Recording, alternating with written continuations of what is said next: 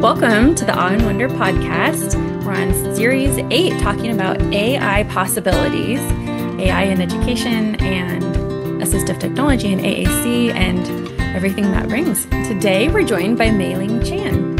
Thank you for joining us today. Hi, Sarah and Brenda. Hi. Talk to us a little bit about how you know Mai Ling, and then we want to hear more. So Mai Ling's part of my neck of the woods, although we do the podcast through the Special Ed Tech Center out of Washington, which is where I lived for 37 years, and my family's still there. I live in Arizona, and I've been here for a while now, and Mai Ling is also part of the Arizona community, and there are a lot of leaders and change makers in the state of Arizona in the world of AAC, I think. And I feel like I met you at maybe an Arizona ASHA convention at one point, and you had just published the book. What's the name of it? It's Becoming an Exceptional AAC Leader. Right. And so you had interviewed, which is like every chapter is somebody else. I think Brandy was in there, Carolyn Musselwhite, different ones, also from Arizona, by the way. Maybe Krista Howard was in that book, or maybe it was a different one. But yeah, there was a lot of people within our circles. So we've kind of crossed paths over the years. But now she is running an AI and SLP face group, and people are, Facebook group. And people are joining and talking about the ways that they're using AAC in the world of speech language pathology. So we thought that she would be a great guest. In addition, she is an entrepreneur and she helps people scale their business that are involved in disability advocacy.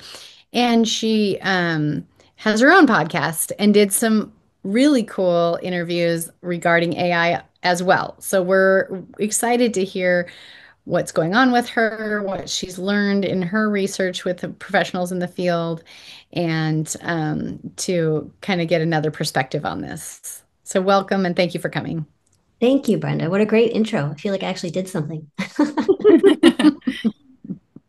Well, let's just start about, telling us a little bit about yourself and, your experience with AI.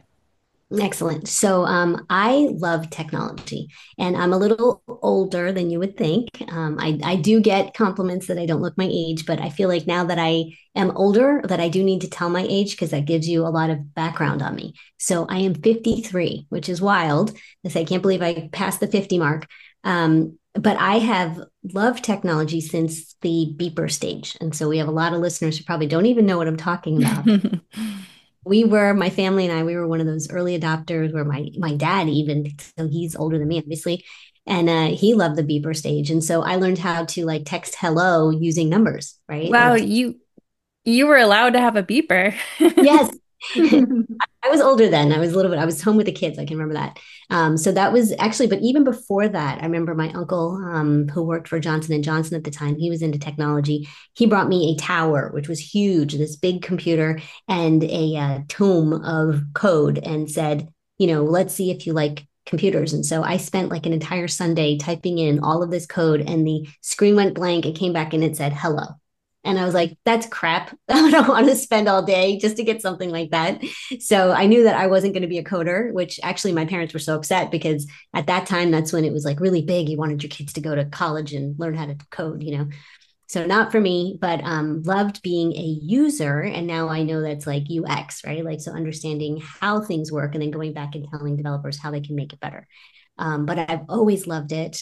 Had the early cell phones, where you had to do ABC and then DEF, and you had to use those to create a text. It was ridiculous. I was an Android user first, and then I drank the Kool-Aid, and so now I've been with Apple for a long time. But I know of the Android products and things. And then I actually am a return student to speech therapy, which is really interesting. So I was 10 years out when I decided to go back for my master's, and it has been an amazing career choice for me. It really has brought everything of who I am and what I love together. And soon after I had graduated, which was 2006, that's when the iPad came out. And so I got on an iPad, and I was like, ooh, what do I do with this? And it was so exciting, with all of the apps. And I started to go out onto online, figure out how to use them. I started to realize that every like speech therapist who was creating a blog post for like one app. It took a long time to sit there and read like Brenda's post and Sarah's post and May's post. And I had already been involved with entrepreneurship. I'm like third generation. And I said, can we create something that would make it so much easier to find these apps? And so I didn't know what it was called, but back then I had created a Yelp for apps. So basically, one app, you could click on the app and then you could jump around to all the different blogs. And then they would also do reviews. And so we would find out an aggregate, 5-star rating, 4-star rating, and then you could go out to the different blogs. So that was my first creation of a technology, and it was amazing. I worked with offshore and it was just incredible. And then when the learning management systems came out, so it's online learning, I was like, oh, we could do that in speech therapy. And there was another company already doing it well, but I didn't like the subscription model. And so what I really love is that each person who's creating something can retain a percentage of their income from it. And so that's how we created Exceptional Learning. And that was an amazing online continuing education, ASHA, CE provider, all of that. So much fun. I got to hang out with all my friends and help them create courses. And then during COVID, we were acquired by a company that was doing online teletherapy, which was good timing for that. But then they were a startup and they lost their funding. And so the trickle down was we lost our funding through the company. But I loved it. And since then, I've been doing consulting, and I'll drop a little fancy name. I got to work on brain computer interface for AAC, and that's with a company called Cognition. It's out in Santa Barbara. That was incredible. I always say I was the dumbest person in the room because there were all of these triple PhDs, working on all of these amazing technologies. And I realized that I just needed to be a bridge to really help the families and the end user to understand, what this technology was and stay excited about it. They're still in the process of creation. As this is something, it's not invasive. It's actually something that where you're looking at something and your brain responds. And that's how you select what's on the screen. It's amazing. Fascinating. Yes. And so that's just incredible. And so like, just to give you some backgrounds, I've always been involved in technology in some way. And then AI came out, and that was like a year and a half ago, and it's just been crazy. I'd like to say I've been on the forefront of it, but every day I wake up and I'm 2 steps behind. I'm booked out for a couple of months to do a presentation, and I'm really like, I probably will end up scrapping half of the slides because so much has been changing. And also, like, for our listeners, you've been changing, right? So in the beginning, it was like, how do I use Google? I literally had to sit down and teach my parents how to use Google. It's the same thing with AI, and yet AI is also changing in the way that it can be used. So here we are today in August of 2025, and the most recent version, ChatGPT 5, just came out, and they're saying that, like, you really don't want to use these old-fashioned prompts that you've been using. Like, you want to level up and talk to it as like, this is the bigger project. What do you recommend? How would you about this? And then you'll get a more specific, detailed prompt to use. So everything's changing so fast, and you just gotta keep watching the headlines. It's so true. And playing with it, right? Just play around with it and get your hands dirty and see how it works.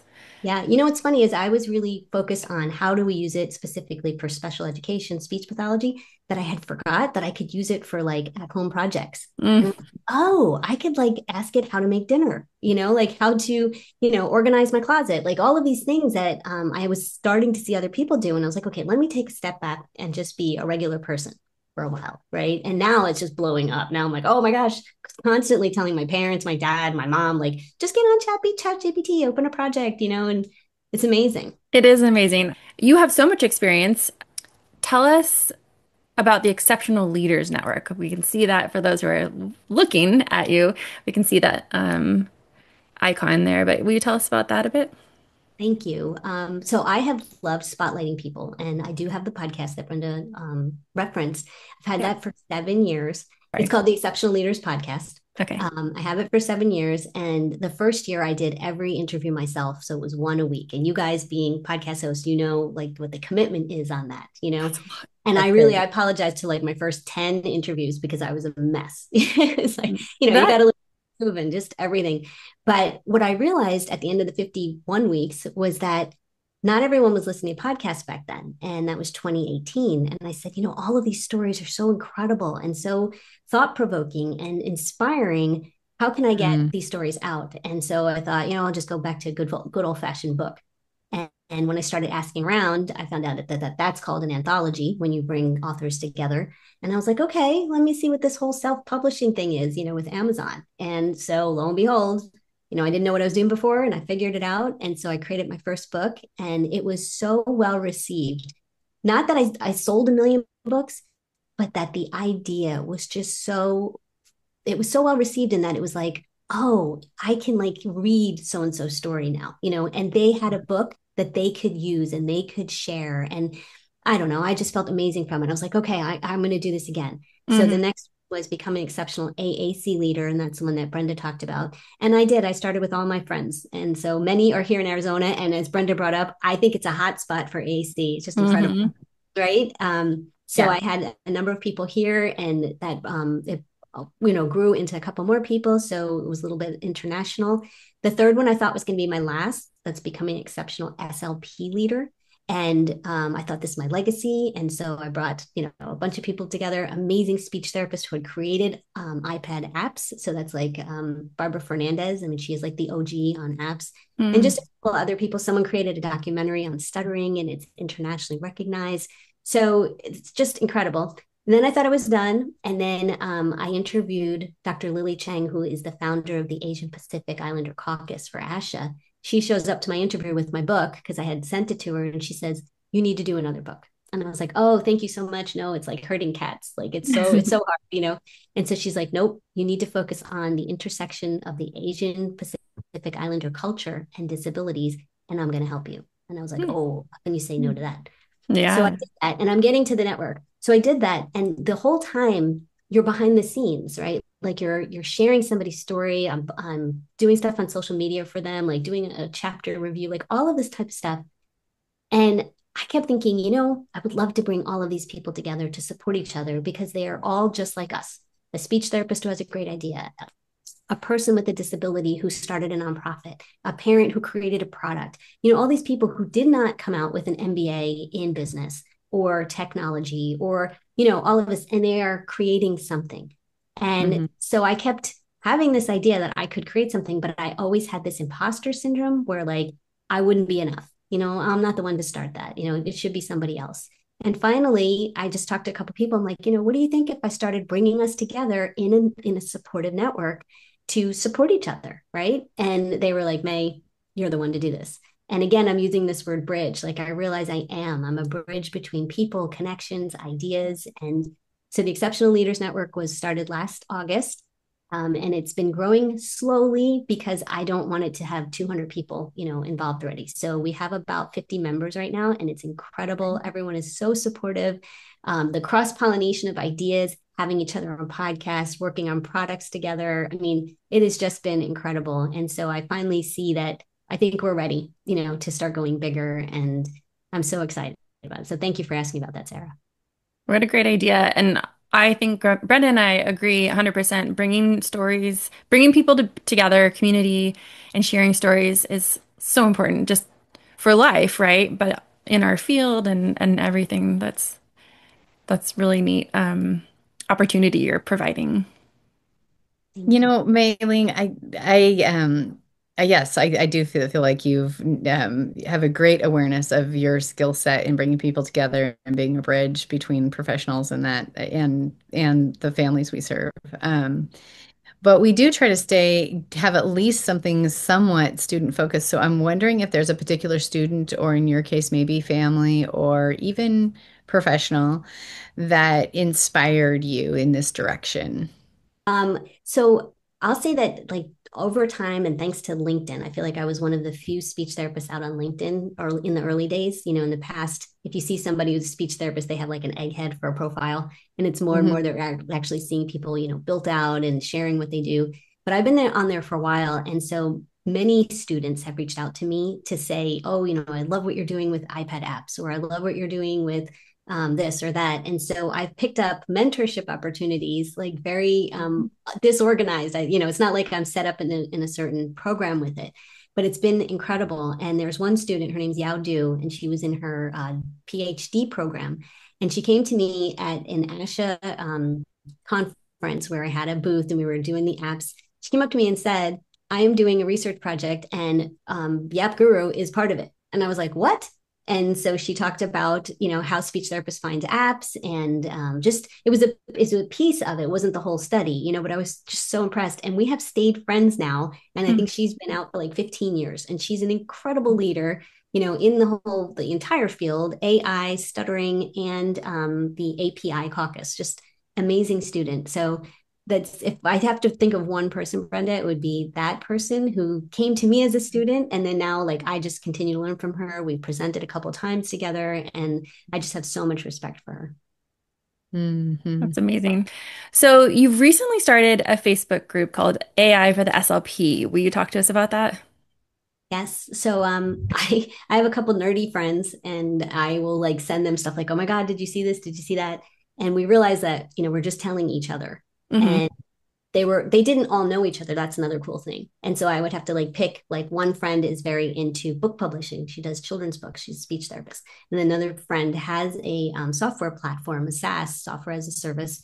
And so things that were relevant to, anything like that, I would send to her. And so I was like, I think we got to talk. I think I got to get the four of us together. And one of the people in the group, her name's Lavelle Carlson, speech therapist. She said, May, you need to start a Facebook group. And I was like, yeah, because I got all that extra time on my hands, right? So, to be an admin, and especially for speech therapy, like, you got to be on it. You got to make sure that you are tracking things and making sure the information's clear and all of that. Right. So I got them all together. And so now we have Lavelle Carlson, Layla Dennis Steiger, and Dr. Michelle Boisvert. The four of us decided to create the AI for SLP's Facebook group, and it has guidelines. And so it's just, you can't be a free for all, and can't have affiliate links where you're recommending things and earning money on all of these link backs. Hmm. We don't want people selling all the time in there. So there's just, yes, you can do it, but on Saturdays, we created all this in true SLP fashion, very organized.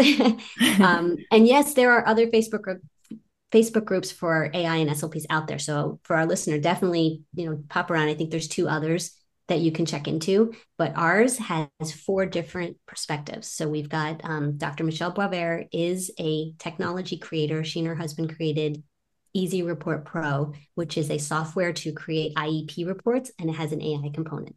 Hmm. So then you've got Layla Dennis Steiger, who is so research based. She's so heady. I think she's like just the smartest one in the crowd. She is, and she really does know everything that's going on with AI. So she's like the coolest person just to talk with. I mean, she just knows.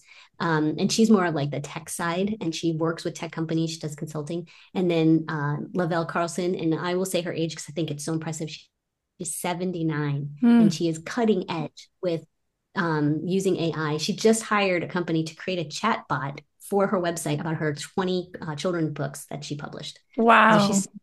and we did like an impromptu interview about like, why did we do this? So it's on our Facebook group now. And she said, because I want to understand AI for my children and my grandchildren.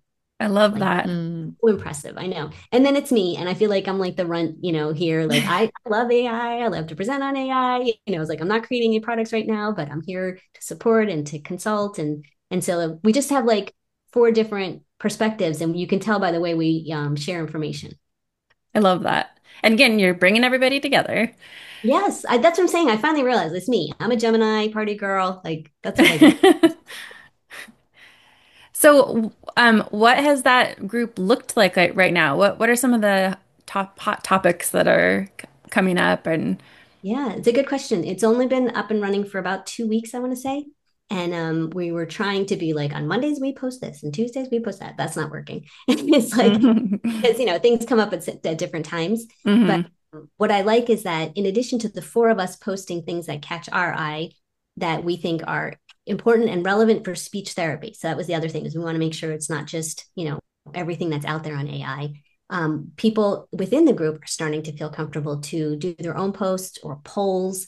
I would love to see more like research going on and people polling our group and all of the other, Hmm. AI for SLPs groups. It's great. Like, this is the time. This is such a historic time. This is like, at some point we're going to look back and be like, I can't believe how fast AI moved in just 3 years. And so we True. are just in the hot spot of it right now. And I really want people to feel comfortable to come to this group and even just read things. They don't have to comment.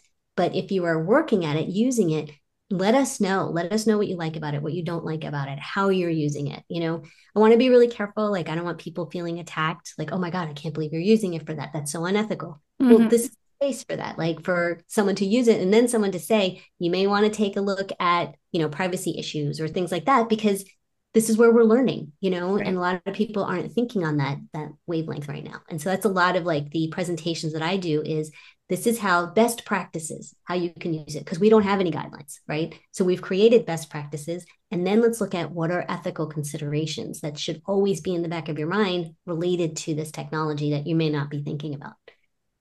Yes. I was doing a speech therapy session yesterday, and I thought of your group, and I was like, I don't know if this is something to post on there or not, but the family is overloaded with the writing that they're junior now.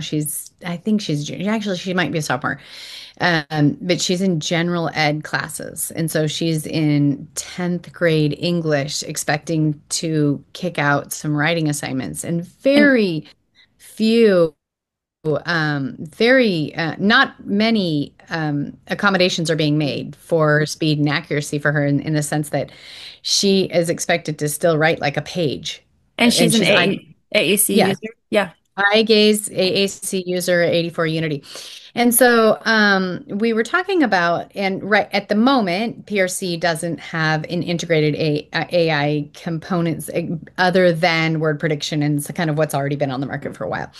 But I was just telling the family, I was like, well, so if you had to write a paragraph, because when something coming up, because we've been in school now for a little bit here in Arizona, but tell us about your summer.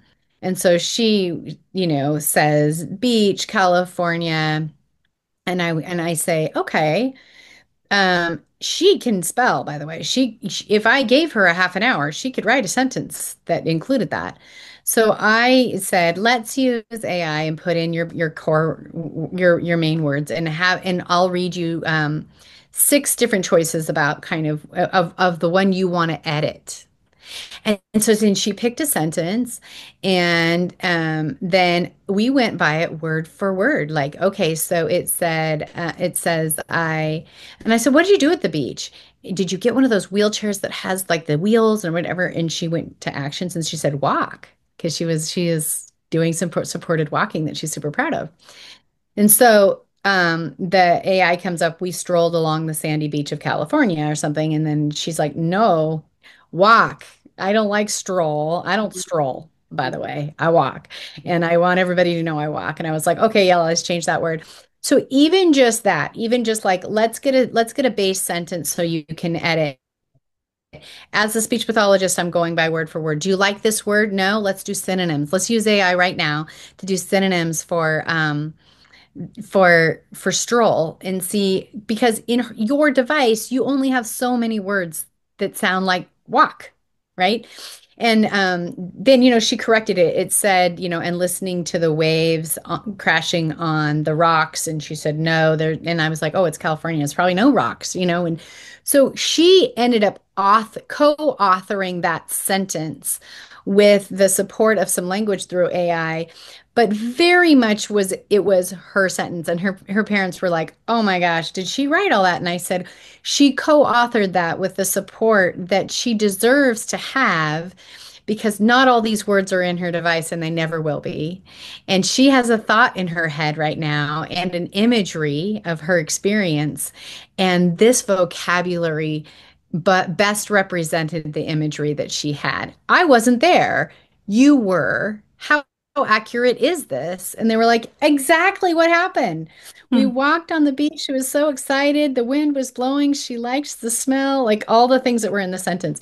So I don't know if that's something that people say on your on the AI for SLP necessarily, but it's like just something that simple of saying, let's let them give us the language they have, and let's show them how we create sentences from the language that we have, and match the imagery that you have in your head, and pick the vocabulary that matters to you, that sounds like your voice. And I think that's what needs to be modeled a lot by SLPs right now, is how to ethically use this so that we are preserving voice. I love that. And I actually got into this conversation with Brandy Wentland, who is with We Speak AAC, also here in Arizona, talking about this whole controversy about how we teach language, right? Mm-hmm. And so we have kids that are at that phase of creating sentences, articles, pronoun, verb, having all of the words. And that is where traditional AAC programs are. And Mm-hmm. then the next level, and we've been hearing this more and more, is Gestalt language, where we have a whole new area. And there's a lot of controversy here, best practices for teaching it. And then now I feel like that kind of moves into also this AI generated language. And so if you Mm-hmm. just have your major, vocabulary words, and then you allow AI, whether word prediction, which has been around for a while, or full fledged, like a Chat GPT or Perplexity or Claude, to create that sentence, you have to think about the person that you're working with. So is it a student who's still creating language or understanding how to create language? And are we not serving them at the best if we are just giving them a sentence, right? Mm-hmm. Or when we're using it with a client who has a degenerative disorder and we are losing language, now we're filling in things at a faster rate. And that's where I was going with this is I think at the end of the day, it's about rate. It really is. And so AI can fill this in. So instead of just pressing cookie, it can say, I want cookie when you press cookie. But people are against that because we didn't use I and we didn't go to the verb and get want and cookie and Right. right. And so there's all these different camps on this. And so I don't know, SLPs are tough, AAC people are tough, Brenda. So I think you can do a great presentation on this. And the people that want to come to you will come to you. And they will be eyes wide open and they will have to find out which are the right clients and when are the right times to use AI as a sentence expansion type of thing, versus an education and teaching language tool. Well, and Dr. Rackensberger, did I say that right? Sorry. Yeah. Was on here talking about how rate alone, just the ability to engage in a timely manner, is kind of playing that role in presuming competence. If it takes you so long to put together something, there is a perceived low intellect that is unfair. And those are, that wasn't exact words, but I'm just saying like, there were components of this, where it's like just the rate of how slow it is prevents people from being in relationships and feeling a sense of belonging because they don't get to interject. And by the time they interject, we're on to the next topic. And so just the rate enhancement features are what is helping people that would have otherwise been on the sidelines of conversation.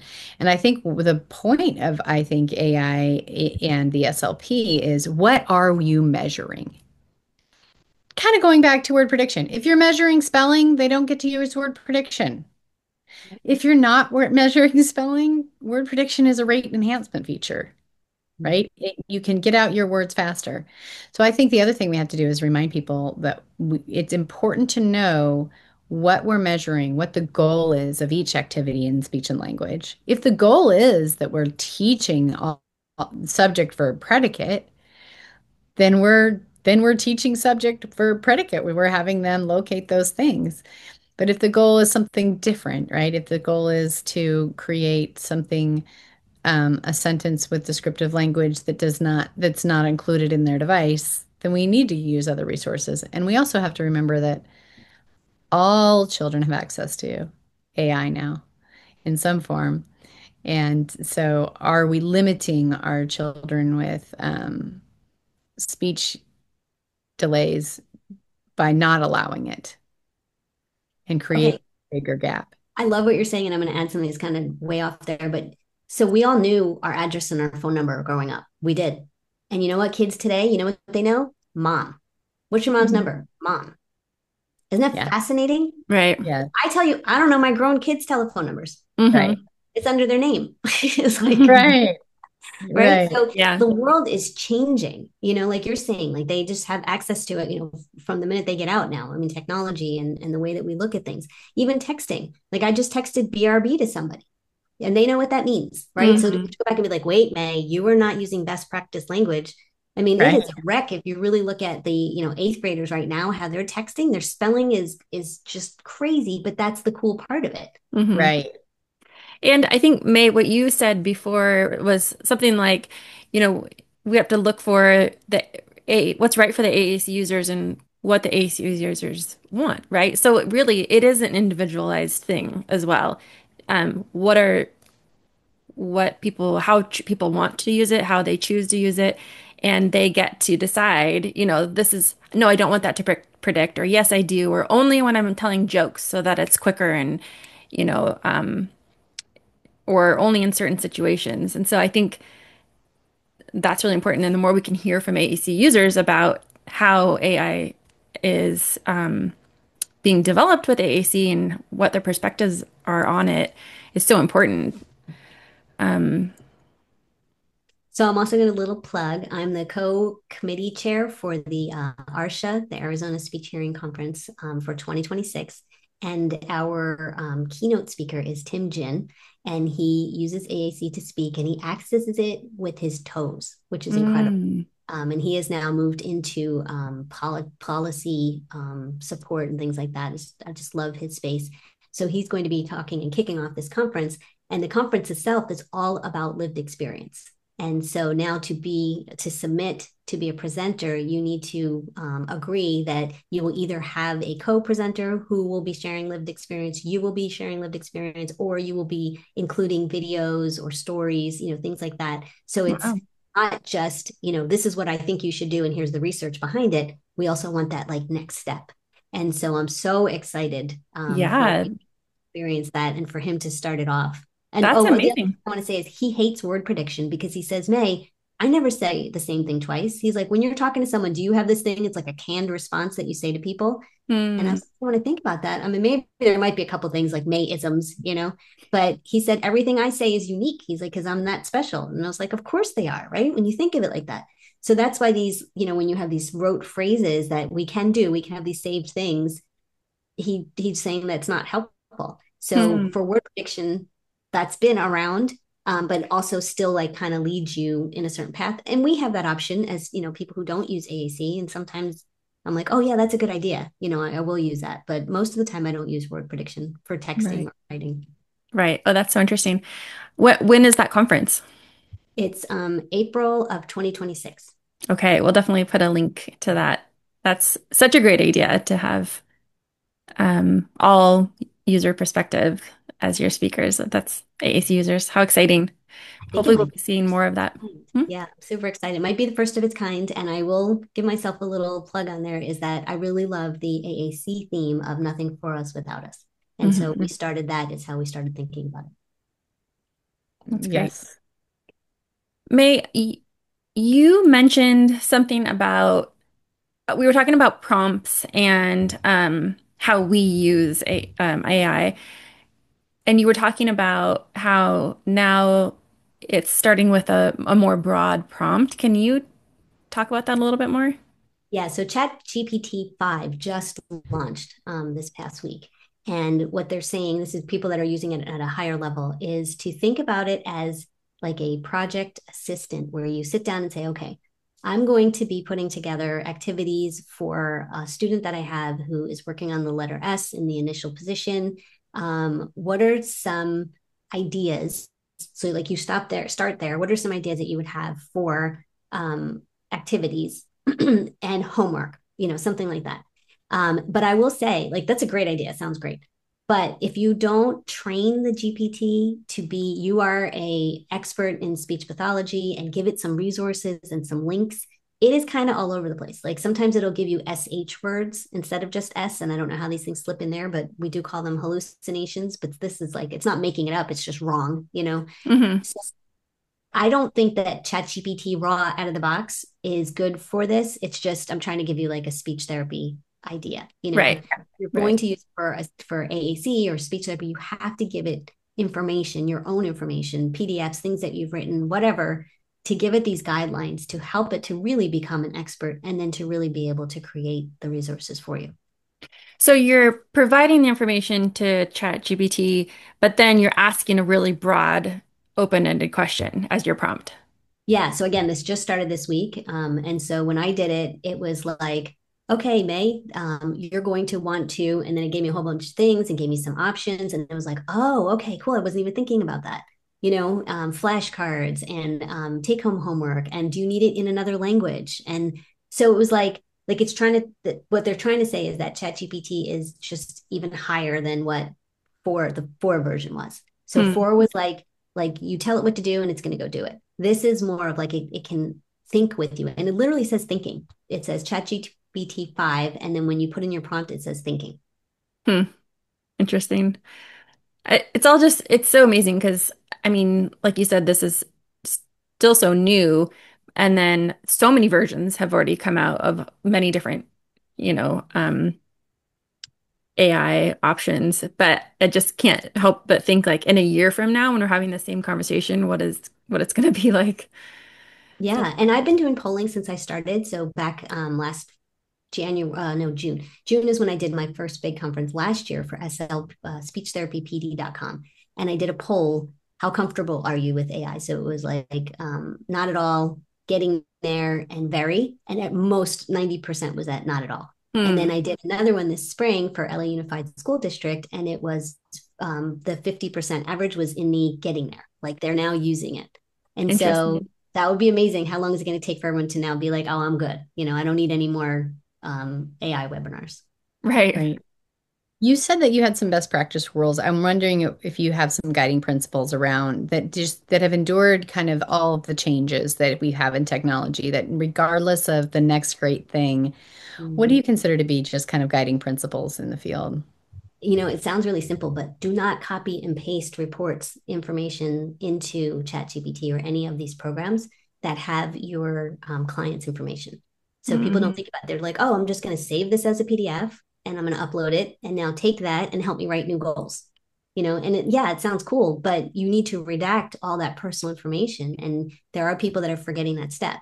Hmm. So it's so important that you are the safeguards for this because ChatGPT doesn't say, "Oh no, I can't have Mai Ling Chan and her birthday and her address," and it just has it all there, Hmm. and there are hackers and there are bad people out there. It's unfortunate, but now they'll have all that information that they shouldn't have, and you're the Right. one who actually introduced it into an open system.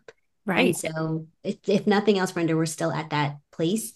That's why I highly recommend these softwares that are on its own database, are doing really, really good things, ethical things like Easy Report Pro, which is created by Dr. Michelle Boisvert and her husband, because they make sure that you don't put any personal information in there. It doesn't ask for it all, but yet it makes sure that you have the correct pronouns because that happens because when we copy and paste from a reporter, she was a he, now she's just a she. Hmm. So doing all of that type of stuff and then giving you AI created summaries, but it comes up in red and you can decide how much of that you want to retain or edit. Hmm. So ChatGPT doesn't do that, right? It just gives you boom, this is the answer, and then you Right. copy and paste it somewhere. And so copy paste is not your friend. It's And the like, guiding principle is that HIPAA still matters. Hmm. yes, You I know, know. HIPAA still matters. It's Yeah. such a big idea, like you have to be like Yeah. really specific. Don't put that Hmm. report in there. Yeah. Believe it or not, that's as simple as that. I still have to tell people that.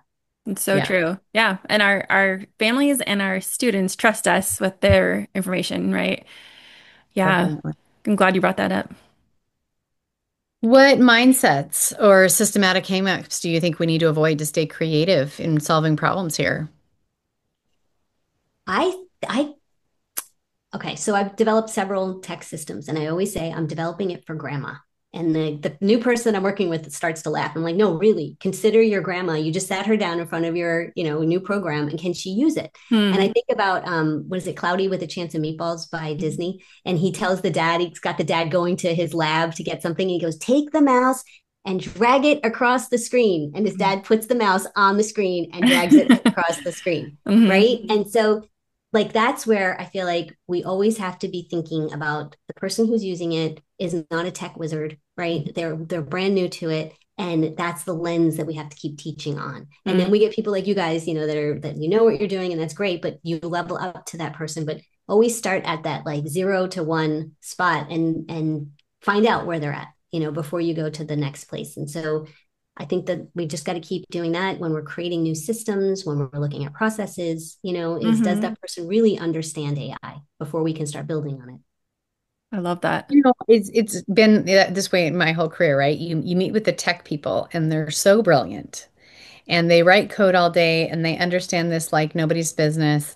And my go-to solving tech problem is turn it off and turn it back on and see if it all works magically, I mean, that's where I'm at, but it's so true over in my career working with tech people and their brilliance level. And then I say, and how would I use that, or how would a child use that, or how would a student use that, or how would a person who couldn't use their hands use that?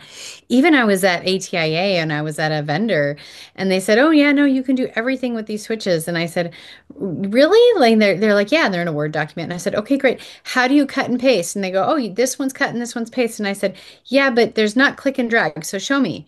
And he fumbled around, and then he goes, "Oh my gosh, I guess it does copy and it does paste, but it doesn't click and drag." So, and again, brilliant people selling this because they know the technology in and out, and then the end user is like the last idea. And I do think that no matter what, as speech pathologists, we need to be bridges from technology to the end user always.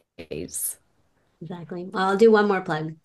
So here in Arizona, I started the Arizona Exceptional Leaders Group. And right now it's only 16 people. And it's been us coming together and just trying to figure out what is it that we want to do and who we are together. And we finally decided that we're going to create a 30-minute presentation that is one person moderates it, like just comes in and says, I'm here, this is what this is about. And then they play 20 minutes of um, recorded information about the challenges of AI and disabilities. And they're specifically related to employment, healthcare, just a couple of like high level things, and then opens up questions. And what we would love for this to be, and the first presentation is going to be for the Arizona Mayor's Council on Disabilities, is to go to different sectors. So education, healthcare, startup technology, all these different sectors, and one person can be the moderator. So they don't have to know anything about AI. They just read what's on the slide, play the video, and then they have a bank of questions that they can now ask depending on who the group is. Mm. And what's coming up though is it always goes back to the development and the data sets. But we can't affect that. I can't create a new technology and I can't change the data sets, but we can change how we're using it. And that's what we're trying to educate everybody is to like think about how you can change how you're using it and shaping because this AI continues to learn. So if we don't put people with disabilities in there, and we don't have accessibility issues, Brenda, like you're bringing up, if you don't ask that question, the developers will never know. Hmm. Hmm. And Hmm. so we have to be a part of this give and take with, AI is always learning. It's open. Yeah, absolutely. May, what do you hope the future of AI holds for supporting AAC users or people with disabilities? You guys know about immersive technologies, right? Hmm. And I think that's where I would love for people to end up is that not that we're immersive and having to have things on our heads, but that everything is accessible, And I think we're going to get there once everyone gets there. They really understand that we're not building for a typical person. And if they could really unleash and every single thing that is created now is created accessible, that would Hmm. be incredible. There would Hmm. be no stopping people. It's so true. That makes me think about like in our schools where Brenda and I spend a lot of time is with school age children and thinking about having universal design for learning is kind of like what you're talking about in a way that this is available to all, accessible to all, and everybody has a chance to practice it and try it, then we're not designing, edge cases or There are a lot of, like you said, there are so many smart people in this field right now, and even on this series, we are talking to people going, "Oh my goodness, do are we smart enough to be in this conversation?" So, what would you say to people who are saying, "Oh, I don't know. I mean, I know a little bit, um, but I don't have my PhD, but I don't have my, the people that are feeling like imposter, but how could we possibly be imposter at this stage when we're at the infancy of it, right?" Yeah, it's so true. So again, with my fourth book, Becoming an Exceptional API Leader, I actually learned a lot about my own Chinese culture. And Dr. Lily Chang taught us about miansa, which is the face. And that's very big in this Asian culture, that everything that you do outwardly is reflecting not just you, but your family, like your history, like all the Chans that ever lived, right?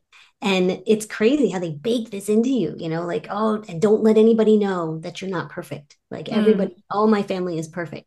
And so I carried this heaviness with me for a long time. And so this is where I'm going is with the imposter syndrome, Brenda, is like even with social media, I had to be perfect. And every time I had to do something, my hair had to be perfect. And I don't even know what my face perfect looks like, but I had to be perfect, right?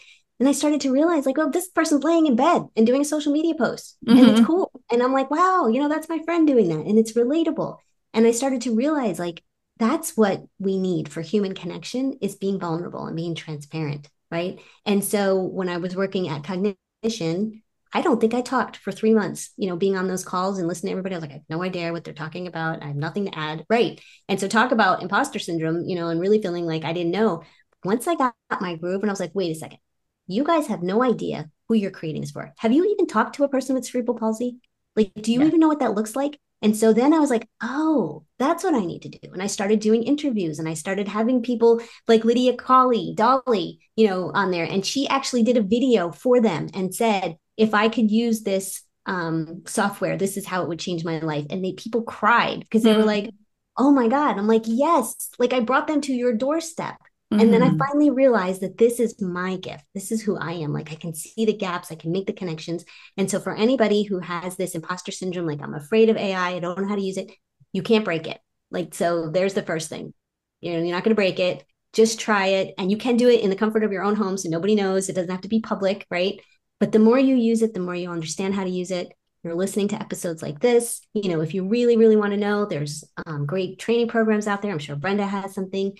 I have things. We have this AI group that's from the AI for SLP groups that's free. There's so much resources for you out there to learn at your own pace. And that's really what this is all about. I don't think that you need help using Google at this point. And I believe that's where AI is going to get at some point. Well, May, we really appreciate you joining us and just sharing all of your experience and then also just by being vulnerable, like you said, by being the bridge. I think you've empowered listeners. You've certainly empowered me to think about how to be a bridge in different situations. And I hope people who are listening can say, I don't have something like this. I don't have a community that I can talk to people about this. And I think I'm going to start that, even though maybe I'm not the most proficient with AI or AAC or whatever their area is, right? Or maybe it's a parent and thinking, I want to talk to parents about how this is being used and what we can do. So I hope that people start to do that and be vulnerable and be a bridge where they might not have thought about before. It's kind of cheesy, but it's kind of it takes the village, right? I mean, it does very much take these very brilliant minds that have studied the back end of the code writing of all of the things, right? And then it all the way towards just does it work? Can grandma use it? There's a lot of steps between that code and grandma using it, and we all fit into that continuum somewhere. And I think if we shrink back, we won't get to be a part of something that's pretty incredible. Thank you so much for joining us, May. We'll put the links to all your resources. Definitely check out your books. I know I have Becoming an Exceptional AAC Leader. I'm looking forward to reading the others.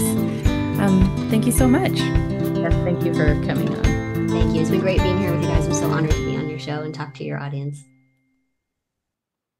This podcast is produced by the Special Education Technology Center, administered by Central Washington University, and funded in part by OSPI. However, the content does not necessarily represent the policy of CWU and OSPI, and you should not assume endorsement by the state government.